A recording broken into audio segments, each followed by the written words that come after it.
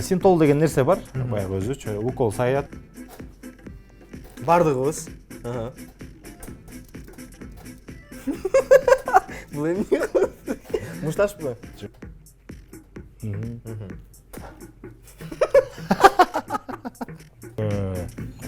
Машыгуулар, деги эле бир Аткаруу же аткарбоо? аткаруу. Анда аткарышыңыз керек да. Депутаттар бар го. Мындай курсактар салаңдай. Негизи бул суучу эч бир кычылдабачы да. Азыр байкадыңызбы? Азыр байкалам. Анан эми 1-2 таблетка ичип коет эми баягы. Белгилүү Шварценеггер. Колдонобу? Булардын убагында деле эң жеңил препараттарды колдонгон. Синтол же БЦА? БЦА. Эмне экенин мен да түшүнгөн эмесмин, бирок жазып койгомса. Аройдун гана салкын ай тоосунан.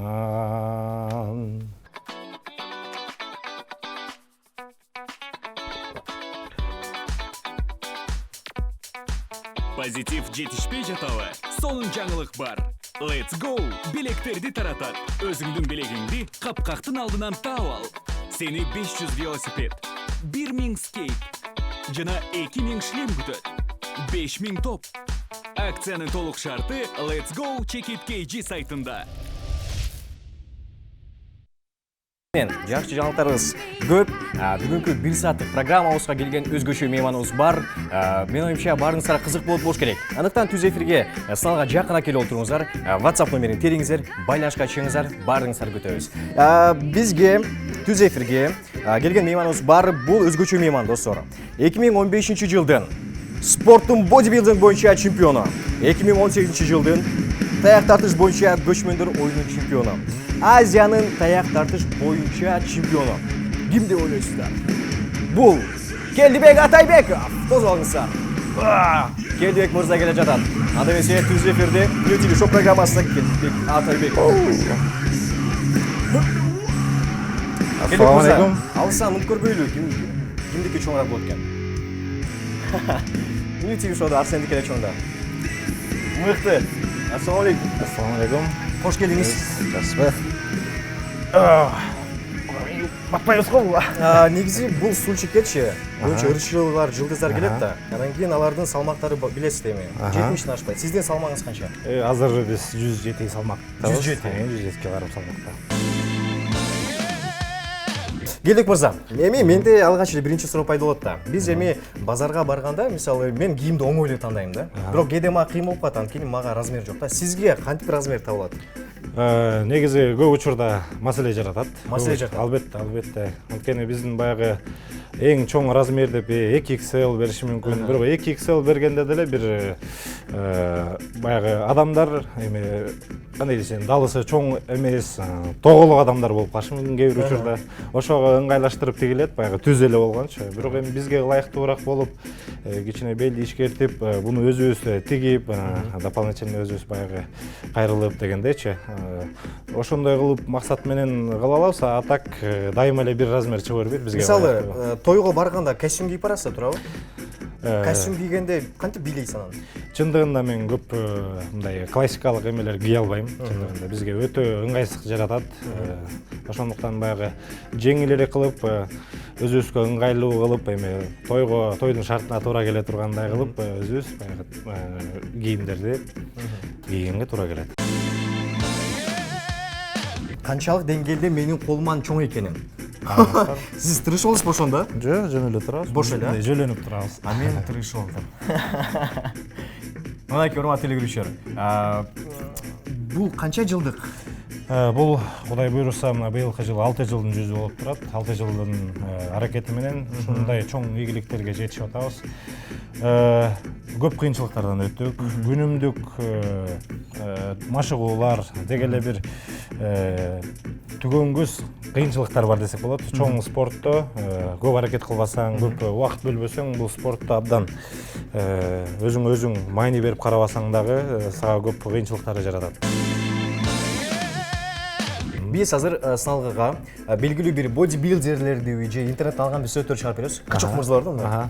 Сиздин максатыңыз айтышыңыз керек. Булар химикат колдонобу, жок колдонсо да эмне менен булар популярдуу болуп кетти. Анын арасында белгилүүлөр да бар. Албетте. Келиңиздер. Биринчи сөздөр чыгарып берсем, Келдибек мырза азыр айтыш керек. Бул инсандар колдонобу? Бул колдонобу? колдонот. Кайсына билип койдуңуз? Кайсы жагынан эмес, бул денеси дайыма мисалы карап турсаңыз, бүт бардык мышцалары бөлүнүп, эми сухой деп коет эмес, кургак болуп турат. Кургак болуп турганын себеби бул жерде керектүү ошол жырыжы кетил деген нерселер бар. Канчалык көбүрөөк тамак жей бересиң, анан эми 1-2 таблетка ичип коет, эми баягы айтып атпайм, финальный учурда ошол убактарда колдонгонго туура келет да. Кийинкиси болсо, азыр кийинкиси бул мырзаны. Бул мырзаны бардык интернетте отургандардын, Инстаграмда отургандардын баары эле тааныса керек. Кирилл Черешин деген белгилүү. Бул азамат болсо, азаматтын мыктысы болом деп атып, өзүнүн ден соолугуна зыян келтирип алды. Менин угушум боюнча мындай деп уккам. Синтол деген нерсе бар, баягы өзүчө укол саят, анан кичине баягы темир көтөрүп койсоң, ошол кайсы жерге болсо ошолор шиший баштайт да. А бул жигит болсо заказ берген экен, заказ берип, анан акчасы жетпей калган, где-то бир $13,000 болгон экен, мунуку $12,000 болуп калат. Бирок ошол эле эмеден составында эмнелер болгонун примерно кылып алат да, медицинский эле спирт жана майларды алып келип туруп эле ошону даярдап, анан өзүнүн денесине коюп алган себебинен кыйналып жүрөт да азыр. Бунун колун ошо эмне кесип алыш мүмкүнбү? Бунун чындыгын айтыш керек, ближайший бир 2 жылда ден соолугу абдан эле коркунучта турат. Колунун ичинде мисалы бул эле эмес, синтол койгон жигиттердин делечи, ошолордун ичинен уже чындыгын айтыш керек, бул организм уже көтөрө албай, уже клеткалар өлө баштайт да. Анда эмесе, кийинкиси бар, кийинкисин чыгарып берсе азыр. Белгилүү Шварценеггер. Колдонобу? Булардын убагында деле эң жеңил препараттарды колдонгон, бирок ошол убакта аябай качественный болгон. 1868 жылдан баштап негизи препараттар чыга баштаган.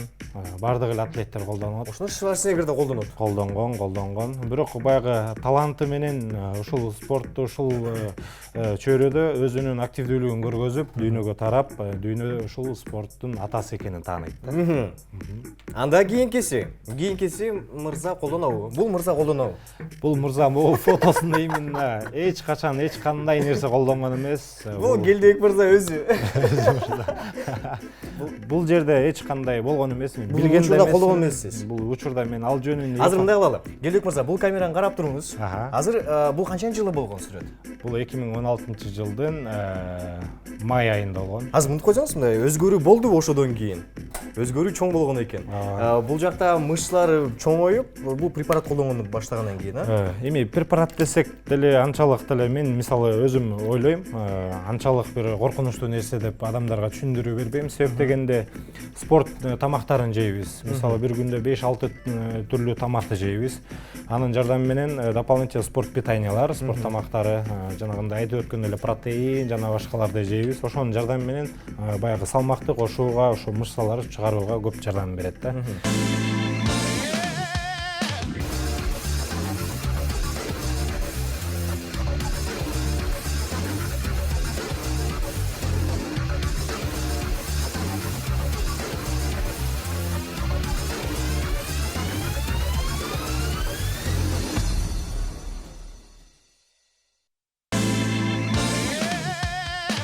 Ошо пландар абдан жакшы эле. 22-синде Мегаспортто корпоратив, келип кетсеңер болот. Келип спорт питаниялардан ичип, протеин ичип, здоровый болуп бир күн, 2 күн. Анан кайра келип эфириңге отура берсең болот. Ошондо спортсмендер протеин ичип майрамдашат. Албетте. Жакшы. Келдебек мырза, биздин программага келгендер дароо эле оюндарга катышат. Биринчи оюнубуз бүттү. Азыр экинчи оюнга кезек келди. Экинчи оюн бизде 2 сөз айтылат. Сиздин максатыңыз бир өзүн тандаш керек да, сизге кайсысы жакын болсо. Оңой эле, сиздин жашооңузга байланыштуу эле. Анда эмесе, азыр добушун бийигире алып көтөрүңүздөр. Спортсмендер, бодибилдингдер эмнеге кызыгат экен азыр түз эфирде аныктап беребиз. Биринчи, футболка же спортивка? Футболка. Спортзал же түнкү клуб? Спортзал. Синтол же БЦА? БЦА. Эмне экен, мен да түшүнгөн эмесмин, бирок жазып койгомса, күрөш же таяк тартуу? Таяк тартыш. Дипломат болуу же мушташуу? Дипломат. Уктоо же китеп окуу? Китеп окуу. Ырдоо же бийлөө? Ырдоо. Аткаруу же аткарбоо? Аткаруу. Анда аткарышыңыз керек да. Мына ушундай биздин программа. Кайсыларды аткаргыңыз келет? Ыр жагынан кандайсыз негизи? Негизи эми мурда абдан эле жакшы ырдачык. Азыр могу спортто жүргөндөн кийин эми бул ырчылык кесипте да вокал деп коет эмеспи, эми аябай эле жакшы го менин түшүнүгүм боюнча да. Анан баягы бизде эми күн жоон оруп кетет экен, эми оор темирлерди көтөргөндө тамактын айрылуусу да болот. Кечинде барсаң тамагың ооруп калат, эртең менен жашнакка кетесиң, кечинде тамагың ооруп барып каласың, анткени себеби деген оор темирлерди көтөргөндүн айынан болуп калат да. Ошентип сиз азыр шылтоо табып чыгып кеттиңиз. Аракет кылдык.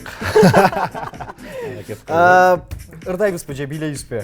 Ырдаган эле түзүү керек болуп. Келиңиз анда кайсыл ырдан? Мен мага абдан кызык болуп жатат. Сиз кандай ырдайсыз? Эми үнүңүз аябай билимдүү жагынан эмес, мындай үнүңүз кадимкидей эле бир ырда. Жөнөкөй эле. Ырдап көрөлүк, Түз эфирде эксклюзивдүү жаңылык Келдибек Атайбеков мыкты чыгарманы сиздерге жандуу үн менен аткарып берет. Кеттик. Кайсыл ырд? бир 2 эле сап болсо дагы мындай, бирок 3-4 деп коелу эми. Мейли. Менин күчүм жетишинче деп коеюн. Сары ой деген кимдин ыры болот экен? Билбейм, ошону ырдап көрөлү. Келиңиз. Сары ойдун гана салкын ай тоосунан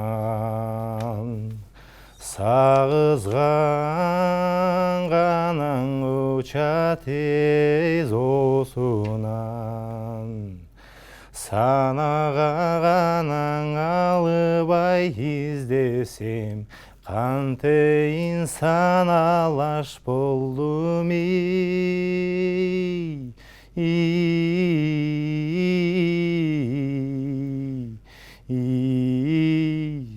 Неле? Таппай калдык. Келдибек мырза мыкты. Сонун. Аракет. Бизде биринчи оюнубуз ошол сиздин актерлук чеберчилигиңизге байланыштуу. Азыр бизде мына сизде да 3 сөз. Мен сиздин сөздөрүңүздү билбейм чын эле. Өзүмдүн эле сөздөрүмдү билбейм, кайсы сөздөр экен. Азыр биз алып чыгабыз дагы, мен сизге ошол сөздү сүйлөбөй туруп түшүндүрүп беришим керек. Балким бул жака чыгып деле түшүндүрүп беребиз. Мен баштайм, сиз баштайсыз. Сиз баштап көрүңүз, анан Мен баштап көрөйүн. Биринчи сөз. Биринчи сөз мындай.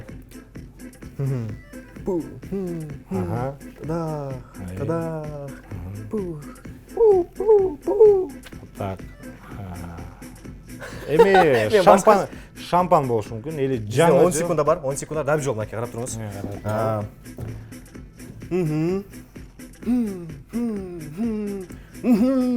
Салют. Мыкты. Кийинки сизден. 10 10 секунда ичинде бат эт алып койдуңуз. Хорошо. Көрдүңүз? Мындай бияка коюп коебуз, Өйдө туруп алып же отуралы, Каалагандай. Отуруп эле түшүндүргөн бизге оңой экен.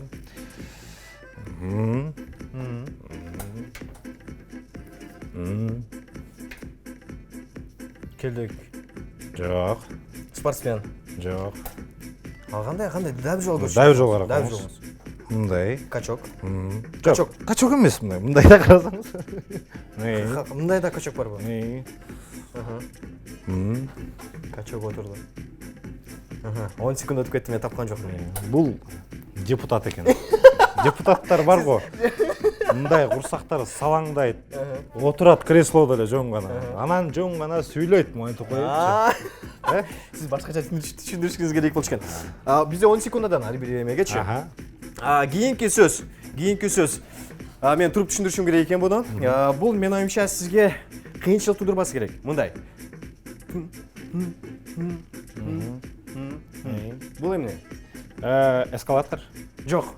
Ошол эскалаторго окшош, бирок түшүндүрбөй турайын.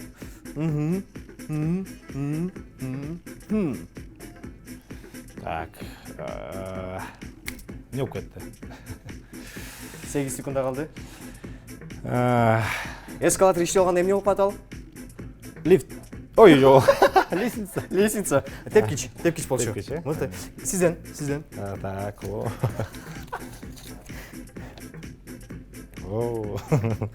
Жаман кыйналабыз эми, сиз дагы биз дагы кыйналабыз. Отуруп эле. Отуруп эле. Карай десем. Отуруп эле анда. Отуруп кетесиз. Мындай эле айтып атам да. Жок, сүйлөшүңүз керек. Анан Мен түшүнбөй баштадым. Караңыз дагы бир жолу. Биякты карап коебуз.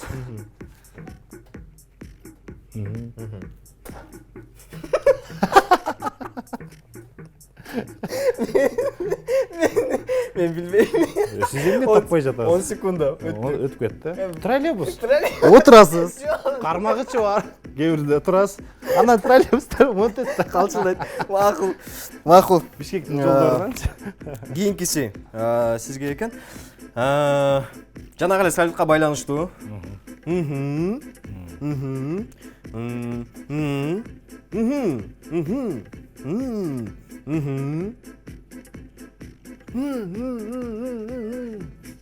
Так. Интервью. Бул эмне деген сөз? Yok азыр. Сиз. Ай, ошонун сөзүнүн маанисин таппай атам да. 10 секунда өттү. Бул жылдыз деген сөз болчу. Ай, жылдыз. Жылдыз, жөн гана жылдыз болчу. Акыркы сизден. Акыркы. Троллейбус болбосо экен деп коюйсузбу? Мындай да, короче. Кандай нерсе.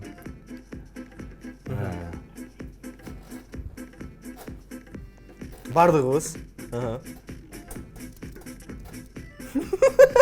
Бул эмне? Мушташпы? Жок. Салютпу? Уш сыяктуу да. Салюттар жаңы жыл. Жок. 9 секунд калды. 10 секунд берейин сизге. Магдага кет.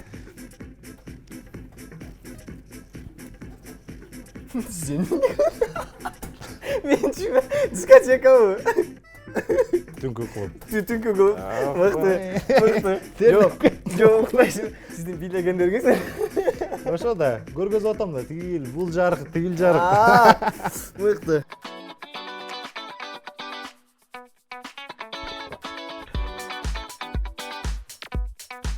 Позитив жетишпей жатабы? Сонун жаңылык бар. Let's go! Билектерди таратат. Өзүңдүн билегиңди капкактын алдынан таап ал.